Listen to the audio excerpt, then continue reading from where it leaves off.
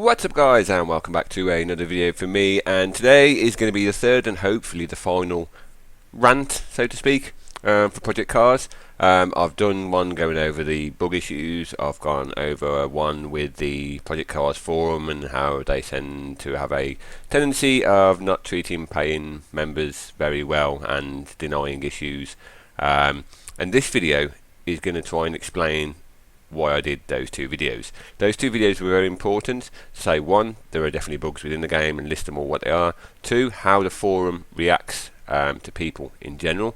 And then this is a bit of history about Slightly Mad Studios and WMD. It's quite important that you understand this and you know this, because you may not be aware of any of this. I wasn't until a few months ago or a few weeks ago when Empty Box did a video about it. So I actually did spend some time and done a bit of research and had a look around the internet to see what I can find. I'm going to try and play some replays so you can watch some in-game footage while I'm talking. I can't guarantee they'll work, so we'll just try and go through them one by one. But yeah, as we all know, Project Cars was funded in a kind of crowdfunding way, where people were allowed to actually invest in the game.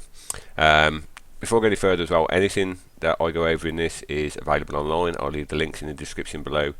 These are articles from Eurogamer.net, which I believe are quite creditable with the stuff they put on there, but you are free to click on the links and go and read the whole document yourself. I'm just going to cover some of the main points and go over them, and you will see hopefully the reason why the hype for this game was so big, probably the biggest hype I've known for any game, and why there were so many positive things saying about this game, and then we get the game when it comes out and it's slightly less positive reaction to it. Right, this will hopefully explain to you and understand why. Now, any comments that are made in this about any of the initial backers, it doesn't go out to all of them. There are some guys out there that this doesn't apply to, but I'm just going to generalise it just put it in general terms. This article was published on the 18th of April 2013, so quite a while back, and you can again read this online, the links are down below. And the idea behind the way this game would be funded would be that players would pay their money into a company crowdfunding portal, World of Mass Development. In return, they would get access to the latest builds and direct influence over the game's development. If Project Cars made a profit, they would get money back on how much depending on how much they originally put in. So that says to me, you put money into the game, some game makes profit, you get money back more than you initially put in. Now, with the options to actually invest, I'll say invest because invest is a very touchy subject, which I'll go over in a bit more detail in a minute. WMD were very adamant that this wasn't an investment, so to speak, even though that if you put money in and the game makes profit and you get more money out of it, which to me sounds like an investment, they were very adamant that it wasn't an investment. Even though that when you look on the WMD portal, it actually says investors on the actual top link bar, which you can see on screen now. Usually an investor is somebody that invests in something, but they are, and if you click into it, you can see that they state that it is not an investment, it is not an investment in any way, yet they're calling their people who put money into it investors. So you can kind of see where there is a bit of confusion and why not everybody may have understood what was actually going on. But we're going to call them investments anyway. It's crashed on us, so we'll try the next replay. But the different amounts of money you could put in range from €10 up to a whopping €25,000. You could actually put that money into the game and invest into Project Cars and it being built.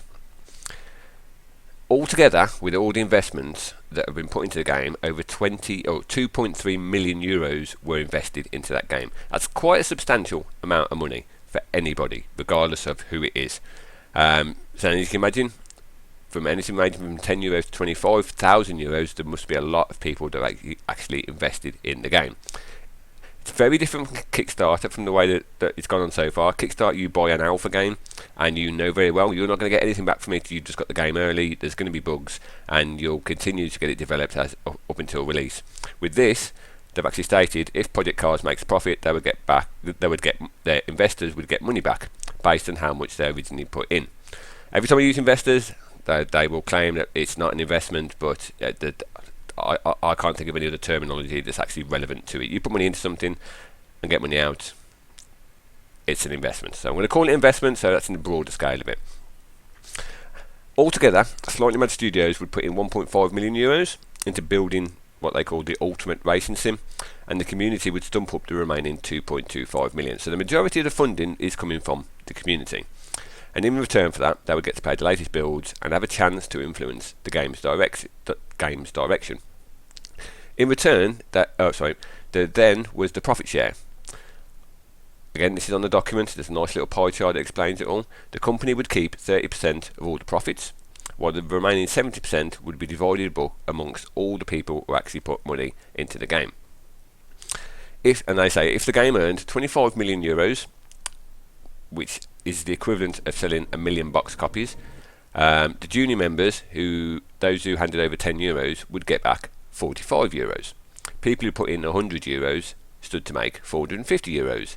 Those who gave 1,000 would get back 4,500, and likewise, anybody who invested 25 grand could potentially get back £110,000. So that's 1 million sales of a game, and that's a 450% return on the money that they put in. It's not an investment apparently, but you have good luck if anybody could try and find an investment or an investment fund that offers that kind of payback. That is quite a substantial amount of money to get back on such a small return. So when you're smoking $10 and you get $45, yeah, it's not a huge amount. But if you're talking about the people that are putting in 25 grand and they're potentially getting over 100 grand back, that is a huge amount of money. There's one person is listed in this document as well, Andy Wise, who actually put in 25,000 euros, and in this document they spoke to him and they asked him whether or not he would have put 25 grand into Project Cars if there wasn't a potential to earn back or earn his money back or even get a profit out of it. His reply was, I don't think I would, no. He says anyone who says money is not an issue is lying as far as he's concerned. So from one of the big reasons why he invested 25,000 euros into this was he knew he was either going to make his money back or even get a larger sum of it, right? But it's not an investment. He also says, if we get to the end of this project and we produce a top quality sim and I get my money back, I will be genuinely happy with that. The fact that there are fees and the opportunity to make a not insignificant amount of money is a good thing. That is what sets World of Mass Development apart from the other things such as Kickstarter, which we've gone over. Kickstarter, Greenlight, you just buy an early access version of the game and you play it and that's it. The way WMD did it, they give them the option to actually have profit and get some money back out of it. By November 2012, so we're talking a good few years ago, it was a year on from WMD's launch, and Slightly Mad Studios have got their 2.25 million. It wanted from over 80,000 backers, and what they actually did was they cut its own financial contribution from 1.5 million to 1 million, opening it up another 0.5 million for paying customers or investors to actually put extra money into it. So they reduced their contribution so that the public could then increase theirs. You can see where this is going. In December as well of 2012, I believe it was, the studio began plans to reduce its financial contribution from 0.5 million so that the WMD community could stump up another $500,000.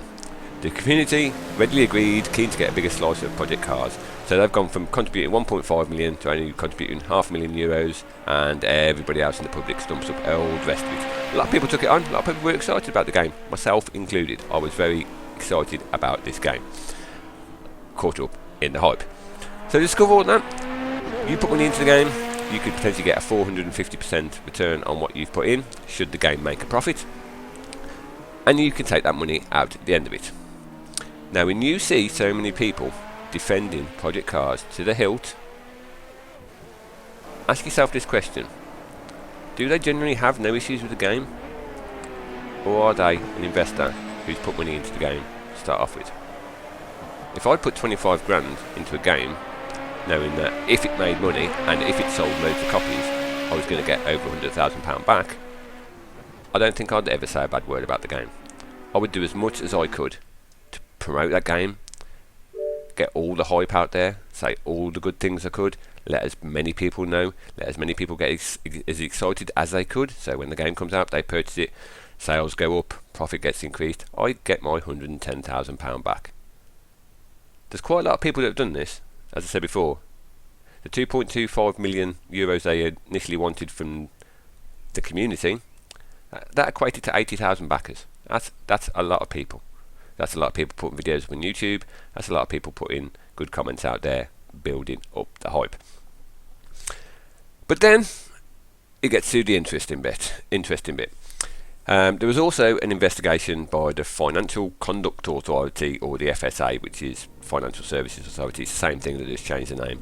I'm just going to let the demo run through because the replays are obviously not working, but according to SMS, it's not a problem. In December 2012, the Financial Services Authority, the government watchdog that polices British financial firms and banks, launched an investigation into Slightly Mad's crowdfunding activities and told the company to stop taking people's money in the meantime. So there was a certain point where I actually went on to WMD and I was debating about going to actually invest into it, and they'd closed the investment thing. I just presumed they'd got all the money that they needed and they weren't accepting anymore, which I thought was a bit weird, because if people are trying to give you money to support your game, they'd be more than happy to take it and build a better polished thing. There was no mention of there being investigated and they got told to stop doing that sort of thing, but I left it at that. There's a specific rule for anything that's got investments in the UK. If you invest money, there are specific rules and laws that govern it. Now they're saying it's not an investment, and I think we can agree it's in grey territory whether or not it was an investment or whether it wasn't. It says investment schemes operating in the UK are subject to strict regulations. While they do not always have to register with the FSA, those that do not are called unregulated collective investment schemes by the watchdog. Basically, that if they find that any unregulated schemes are subject to various rules, this includes ban on promoting such schemes to the general public without proper authorisation, and limits to who is allowed to invest in it. But we've got a quote on this as well from Ian Bell again. It was in the Financial Times on 25th of June, saying it's not an investment, they buy a development pack and then we pay them fees if it makes a profit.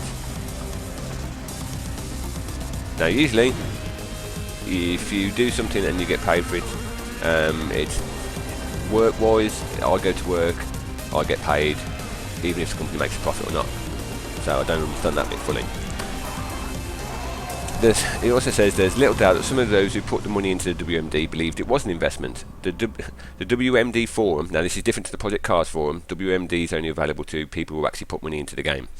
They say that forum is littered with posts from members who, despite agreeing to the terms and conditions that say otherwise, they call their financial contribution an investment. Most of the community members that they were spoke to for this document say, for at a time at least, they thought it was an investment. Slightly Mad also argues that WMD isn't an investment scheme. It says those who back Project Cars are freelance contractors and they will be paid from the profits, but the details of how much people will get from it, the game, makes it far from clear. Now they were initially trying to raise 2.25 million. They got to that. They then reduced their contribution to it to allow more people to contribute, which more people that contribute it means the profit overall is going to get split by more and more people. So it means the money you get back will be considerably less than what you would have originally got, because there's more people to send that money out. So if you've got £100 and you've got 10 people, everybody gets £10. If you've got £100 and you've got 100 people, everybody gets £1. So there was no, from what I can understand, there was no clear guidelines on exactly what you would get back for your investment, in inverted commas. It then goes on. It says that WMD's terms and conditions say members must make a contribution to the game if they want to get paid, but the definition of what making a contribution is very broad. It could be from helping with the creation of in-game graphics, or simply just testing the game and driving and using it and reporting back. Broad scale of what you need to do to actually contribute to it. At the time of this publication as well, this document, it says the contribution figures listed on the WMD website suggest there are 9,128 junior members and 526 manager level members. So that just goes over the so it needs to be that profit needs to be spread out over more people, so those more people will get less money back from it. All this is based on Project Cars actually making a profit. When this document was put out, it says the game is set to be boxed AAA for PCs and main consoles. Figures vary, but from a 2010 study by M2 Research, they put the cost of developing the average multi-format game between 18 million and 24 million pound, or $24 million. Now, if you look at it overall, they're trying to raise, what is it, 2.25 and 1.5 for them. That's euros. So I don't know what the conversion rate is, but it's going to be a lot less than the 18 million or the 24 million. And given all this, it says the 3.5 million budget for Project Cars seems low. So they asked Andy Tudor whether the game is underfunded, which he replied, while the studio has an office in London, most of the team work at home and are based all over the world. So the company operates around the clock. It is a distributed development model, so our costs are naturally lower than most. It's not like we're scrimping and saving, we're just being efficient with our 3.5 million euros. It's still a lot of money, and there are ways of distributing games out there. So you look at a normal AAA game that costs 18 to 24 million, and they've got 3.5 million, and they're going, it's a bold move. I will say it's a bold move, but I do question whether or not that was actually enough money to build the game. They were doing it for 4 years, but was that enough money to build a finished game? Tudor also adds that when it comes to promoting the game, right, now this is where it backs up. Don't forget I said all those people that put money into it originally are more than likely, if Project Cars makes a profit, going to get a lot more money back, so it's in their interest to promote the game. Andy Tudor adds that when it comes to promoting the game, the studio has an army of backers who can spread the word. We live in a world where I can put a tweet out and it has 1 million people, and it hits 1 million people straight away. We've got hundreds and thousands of videos on YouTube already, all done by the players themselves. Players that have actually put money into the game, players that if Project Cars makes a profit, will get money back. So you can see where this is going. So when you see people, a lot of people saying how awesome this game was before it even came out, how amazing it is, you can kind of understand, was there a hidden criteria? If you had money in something and you knew you were going to get a lot more money out of it if it did well, would you say anything bad about it? I know I wouldn't. And that's where it comes down to this forum, the Project Cars forum. That's the underlying reason I believe a lot of the things, and there's so many people on there that fight Project Cars Corner. When people like myself or you go on there, make a post, and you saw the video yesterday with the responses from Ian Bell, why generally that's the accepted way to respond to people who have issues. It's very suspect. But it says last year the UKIE, which is the Interactive Entertainment trade body for Britain's game publishers, issued a report that concluded video game crowdfunding initiatives that work like investment schemes are prohibited under UK law. So they're not going to do this sort of thing again, or they can't do this sort of thing again where they can offer profit back based on how much money you put into it. There's also a smaller one, this a little document after this, which is also in the description below, which gives you what actually happened. And it says, following an investigation into the deal by the Financial Conduct Authority, a new agreement has been reached. As confirmed, Eurogamer Slightly Mad Studios will no longer allow people to put money into Project Cars through World Mass Development. So they've stopped it as part of the FSA, or the Financial Conduct Authority, having a look into it. They're also saying if you wanted to cancel it, you can cancel it and get a full refund of any money you put in, but you wouldn't be able to get any more updates, and you wouldn't be eligible for any profits that were made by the game. Which makes me think the profits are still there. So anybody that, because they'd already gone into it, they still had to honour that contract to a certain degree and say, yes, we're going to give that money back. At the time of this publication, which is date on it, if I can just find it, 25th of 7th, 2013, the figure on the World Mass Development website stood at €2,298,907 contributed to this game. So when you get a bad response from anybody who is over enthusiastic about this game, don't assume that everybody is trying to get money back out of it. Some guys out there generally just really enthusiastic about the game and having a really good time. But it does make me question quite significantly how much of the hype that went into this game was real and how much was money driven. I personally think a lot of it may have been money driven, which makes it very interesting. Also, there's another link in the document below as well. You'll be interested to know this, that Project Cars 2 is also on the horizon apparently. It went into development just shortly after Project Cars, or shortly before Project Cars was released. So they're apparently already working on it. Excuse me. So how much support Project Cars will get in the future, and whether it's, as apparently quoted, it's going to get Destiny-like content which will go over many years. If they're already working on Project Cars 2, I wouldn't expect Project Cars to get a lot of future growth.